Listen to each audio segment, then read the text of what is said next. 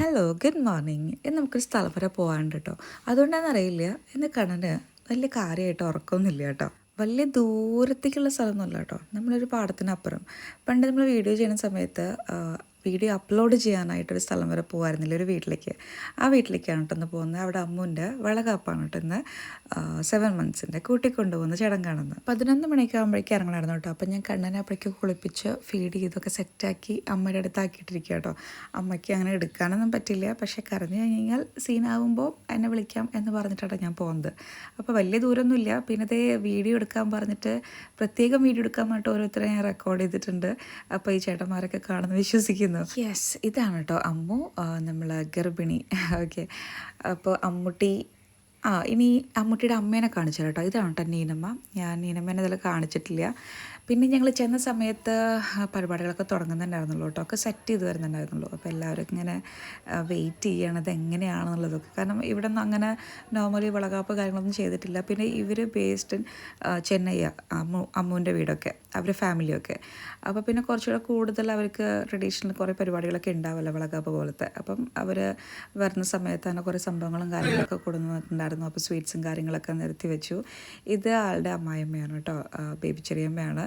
ഇതാണ് അവളുടെ ഹസ്ബൻഡ് ബിജു. അവളുടെ അച്ഛൻ്റെ എടുക്കാൻ പറ്റിയില്ല. ആ സമയത്ത് ഞാൻ നല്ല തിരക്കായിരുന്നു കേട്ടോ, കാരണം ഫ്രണ്ടിൽ എല്ലാവരും നിൽക്കുമായിരുന്നു. അപ്പോൾ അതിനിടയ്ക്ക് എടുത്താണ്. ഇതാളുടെ വല്യച്ഛനാണ് കേട്ടോ. അപ്പോൾ നോക്കിയത് ചന്ദനമൊക്കെ ഇട്ട് ആകെ കൊളാക്കി കേട്ടോ. പക്ഷേ അതൊക്കെ സന്തോഷമല്ലേ. ഫോട്ടോ ഒക്കെ എടുക്കുന്ന സമയത്ത് ഭയങ്കര ബോറാവെന്നൊക്കെ പറഞ്ഞു. പക്ഷേ നല്ല രസമായിരുന്നു കേട്ടോ. നല്ല ഒരു നമ്മൾ തമിഴ്നാട്ടിലെ ഒരു ദൈവത്തിൻ്റെ പോലെ ഉണ്ടായിരുന്നു. നല്ല രസമായിരുന്നു. ഇത് നമ്മൾ രാജുവായിട്ട് കേട്ടോ, നമ്മളെ മേലെ വീട്ടിലെയാണ്. അങ്ങനെ കുറേ ചേട്ടന്മാരുണ്ട് ഇന്നത്തെ വീഡിയോയിൽ. അങ്ങനെ ഞങ്ങൾ വേഗം തന്നെ ഫസ്റ്റ് ട്രിപ്പിൽ തന്നെ ഫുഡ് കഴിച്ചു. ഇത് നമ്മൾ സാവിമ്മയുടെ മോനാണ് കേട്ടോ, ബാബു. ഫുഡൊക്കെ വേഗം കഴിച്ചു. നല്ല ടേസ്റ്റി നെയ്ച്ചോറും ചിക്കനും ആയിരുന്നു. നല്ല ടെൻഡർ ചിക്കനായിരുന്നു കേട്ടോ. ജിംബു പിന്നെ ചിക്കനൊന്നും കഴിച്ചില്ല. ജിംബു ജസ്റ്റ് നെയ്ച്ചോറ് പിന്നെ സാലഡ് അത് മാത്രമേ കഴിച്ചുള്ളൂ കേട്ടോ. ആൾക്ക് ചിക്കനോട് വലിയ താല്പര്യം ഉണ്ടായിരുന്നില്ല ഇന്ന്. അങ്ങനെ ഞങ്ങൾ വേഗം തന്നെ ഫുഡ് കഴിച്ചു. ഫസ്റ്റ് ട്രിപ്പിൽ തന്നെ ഫുഡ് കഴിച്ചത് കേട്ടോ, കാരണം കണ്ണൻ ചെറുതായിട്ടൊന്ന് കരയാനായെന്ന് പറഞ്ഞു. അങ്ങനെ ഞങ്ങളൊരു ഓട്ടമായിരുന്നു കേട്ടോ.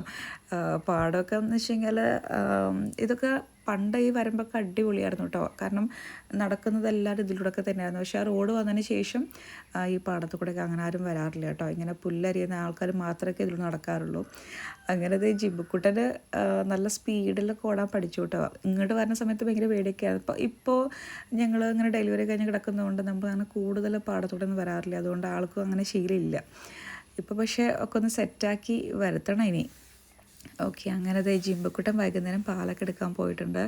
ഇന്നിനി വേറെ ക്ലിപ്സുകളൊന്നും ഇല്ല കേട്ടോ, കാരണം ഫുൾ ടൈം മഴയും കാര്യങ്ങളൊക്കെ ആയിരുന്നു. അപ്പോൾ നാളെ പുതിയൊരു വീഡിയോ ആയിട്ട് കാണാം.